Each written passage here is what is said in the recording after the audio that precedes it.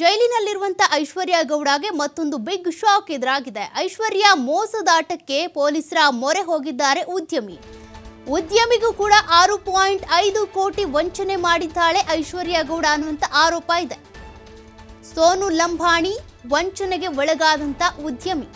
ಈ ಉದ್ಯಮಿಗೂ ಕೂಡ ಐಶ್ವರ್ಯ ಗೌಡಳಿಂದ ಮೋಸ ಆಗಿದೆ ಅಂತ ಈಗಾಗಲೇ ಚಿನ್ನದಂಗಡಿ ಮಾಲೀಕರಿಗೆ ಮೋಸ ಮಾಡಿರುವಂತಹ ಕಾರಣದಿಂದಾಗಿ ಕಂಪ್ಲೇಂಟ್ ಕೊಟ್ಟಿರೋದ್ರಿಂದಾಗಿ ಈಗ ಐಶ್ವರ್ಯ ಗೌಡ ಜೈಲಿನಲ್ಲಿದ್ದಾರೆ. ತನಿಖೆ ಕೂಡ ಮುಂದುವರಿತಾ ಇದೆ.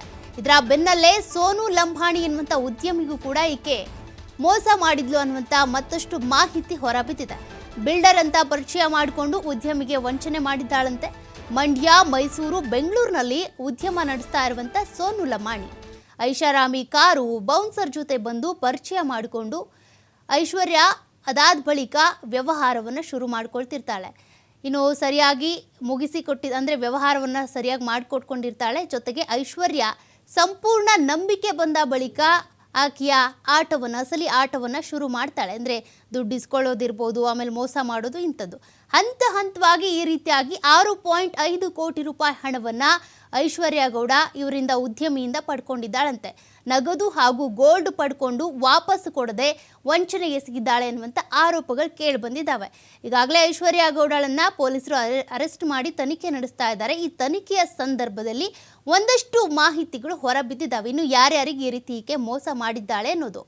ಹಾಗಾದರೆ ಐಶ್ವರ್ಯ ಯಾವ ರೀತಿಯಾಗಿ ಯಾರ್ಯಾರಿಗೆ ಮೋಸ ಮಾಡಿದ್ದಾಳೆ ಅನ್ನುವಂಥ ಒಂದಷ್ಟು ಹಿನ್ನೆಲೆ ನೋಡೋದಾದರೆ, ಐಶ್ವರ್ಯ ಗೌಡ ಏನಿದ್ದಾಳೆ ಗೋಲ್ಡ್ ವಂಚಕಿ ಅಂತಾನೆ ಈಗ ಕರೆಸ್ಕೊಳ್ತಾ ಇದ್ದಾಳೆ. ತಾನು ಬಿಲ್ಡರ್ ಅಂತೇಳಿ ಪರಿಚಯ ಮಾಡಿಕೊಂಡು ಈ ರೀತಿ ಉದ್ಯಮಿಗೆ ಮೋಸ ಮಾಡಿರೋದು. ಸೋನು ಲಂಬಾಣಿ ಅನ್ನುವಂಥ ವ್ಯಕ್ತಿ ವಂಚನೆಗೆ ಒಳಗಾಗಿರುವಂಥದ್ದು. 1.5 ವರ್ಷದ ಹಿಂದೆ ದೊಡ್ಡ ಬಿಲ್ಡರ್ ಅಂತೇಳಿ ತಾನು ಪರಿಚಯ ಮಾಡ್ಕೊಂಡಿರ್ತಾಳೆ. ಐಷಾರಾಮಿ ಕಾರಲ್ಲಿ ಬಂದಿರ್ತಾಳೆ, ಬೌನ್ಸರ್ ಜೊತೆಗೆ ಬಂದಿರ್ತಾಳೆ.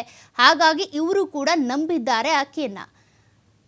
ಪ್ರಾರಂಭದಲ್ಲಿ ವ್ಯವಹಾರ ಏನು ಚೆನ್ನಾಗಿತ್ತು. ಅದಾದ ಬಳಿಕ ಅವ್ರ ಹತ್ರ 6.5 ಕೋಟಿ ಹಣವನ್ನು ಪಡ್ಕೊಂಡಿದ್ಲಂತೆ, ಗೋಲ್ಡನ್ನು ಕೂಡ ಪಡ್ಕೊಂಡಿದ್ಲಂತೆ. ಆದರೆ ಅದ್ಯಾವುದು ಕೂಡ ವಾಪಸ್ ಮಾಡಿಲ್ವಂತೆ. ಈ ಮೋಸ ವಂಚನೆಯ ಆರೋಪಗಳೀಗ ಐಶ್ವರ್ಯ ಗೌಡ ವಿರುದ್ಧ ಕೇಳಿಬಂದಿವೆ. ಗೌಡ ಅನ್ನೋರು 14 kg ಚಿನ್ನ ಏನು ವಂಚನೆ ಮಾಡಿದ್ದಾರೆ, ಅವರು ನನಗೂ ವಂಚನೆ ಮಾಡಿದ್ದಾರೆ. 5.5 ಕೋಟಿ ರೂಪಾಯಿ ನನ್ನೆಲ್ಲೂ ವಂಚನೆ ಮಾಡಿದ್ದಾರೆ. ನಾನು JP ನಗರ್ ಪೊಲೀಸ್ ಠಾಣೆಯಲ್ಲಿ ದೂರು ಕೊಡಬೇಕು ಅಂತ ಇದ್ದೀನಿ. RR ನಗರ್ನಲ್ಲಿರುವಂಥ ಐಶ್ವರ್ಯ ಗೌಡ ಅವರ ಪತಿಯವರು ಎಲ್ಲ ಸೇರಿ ನನಗೂ ವಂಚನೆಯನ್ನು ಮಾಡಿದ್ದಾರೆ. ನಾನು ಇವತ್ತು JP ನಗರ್ ಪೊಲೀಸ್ ಠಾಣೆಯಲ್ಲಿ ದೂರು ಕೊಡೋದಕ್ಕಾಗಿ ಯೋಚನೆ ಮಾಡಿದ್ದೇನೆ. ದೂರು ಕೊಡುತ್ತೇನೆ. ದಾಖಲಾತಿ ಎಲ್ಲ ನನ್ನಲ್ಲಿದೆ. ನಾನು ದಾಖಲಾತಿ ಸಮೇತ ತೊಗೊಂಡೋಗಿ ನಾನು ದೂರು ಕೊಡಬೇಕು ಅಂತ ಯೋಚನೆ ಮಾಡಿದ್ದೇನೆ. ಮತ್ತಷ್ಟು ಮಾಹಿತಿ ಕೊಡ್ತಾರೆ ಪ್ರತಿನಿಧಿ ಶಶಿಕುಮಾರ್.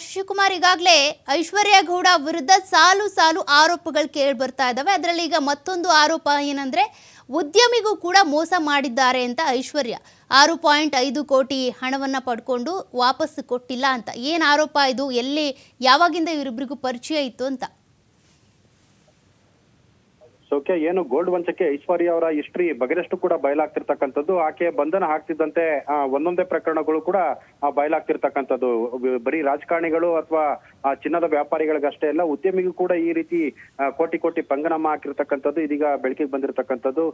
ಬಿಲ್ಡರು, ಚಿನ್ನದ ವ್ಯಾಪಾರಿ ಹಾಗೂ ಕಾಂಗ್ರೆಸ್ ಮುಖಂಡರು ಆಗಿರ್ತಕ್ಕಂಥ ಓರ್ವ ಉದ್ಯಮಿಗೆ 6.5 ಕೋಟಿಗೂ ಅಧಿಕವಾಗಿ ಹಣವನ್ನ ಪಡ್ಕೊಂಡು ವಂಚನೆ ಮಾಡಿರ್ತಕ್ಕಂಥದ್ದು ಕೂಡ ಈಗ ಬಯಲಿಗೆ ಬಂದಿರತಕ್ಕಂಥದ್ದು. ಈಗಾಗಲೇ ಇದಕ್ಕೆ ಸಂಬಂಧಪಟ್ಟಂತೆ ಏನು ಈ ಕಾಂಗ್ರೆಸ್ ಮುಖಂಡರು ಮತ್ತೆ ಏನು ಉದ್ಯಮಿಯೂ ಆಗಿರ್ತಕ್ಕಂಥವ್ರು ಈಗಾಗಲೇ ಬೆಂಗಳೂರಿನ JP ನಗರದ ಪೊಲೀಸ್ ಠಾಣೆಯಲ್ಲಿ ಐಶ್ವರ್ಯ ಗೌಡ ವಿರುದ್ಧ ಮತ್ತೊಂದು ಪ್ರಕರಣವನ್ನ ದಾಖಲಿಸಲಿಕ್ಕೂ ಕೂಡ ಈಗ ಮುಂದಾಗಿರ್ತಕ್ಕಂಥದ್ದು. ಸೋನು ಲಂಬಾಣಿ ಅಂತೇಳಿ ಇವರು ಉದ್ಯಮಿ ಆಗಿರ್ತಕ್ಕಂಥದ್ದು. ಕಾಂಗ್ರೆಸ್ ಪಕ್ಷದಲ್ಲೂ ಕೂಡ ಈ ಹಿಂದೆ ಗುರ್ಸ್ಕೊಂಡಿದ್ದಂಥವ್ರು. ಇವ್ರ ಹತ್ರ ಹಂತವಾಗಿ 6.5 ಕೋಟಿ ಹಣವನ್ನ ಪಡ್ಕೊಂಡಿದ್ದಂತ ಐಶ್ವರ್ಯ ಹಣ ಕೊಡದಂತೆ ಸತಾಯಿಸ್ತಾ ಇರ್ತಕ್ಕಂಥದ್ದು.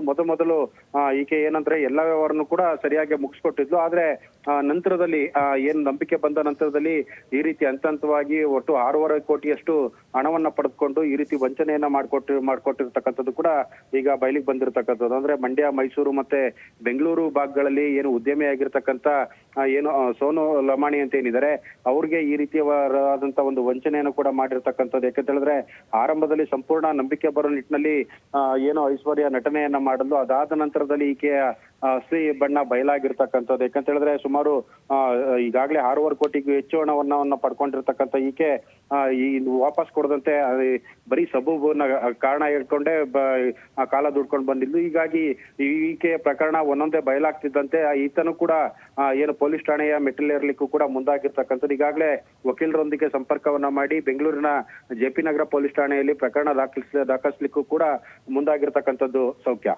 Okay, thank you Shashikumar ಡೀಟೇಲ್ಸ್ಗೆ.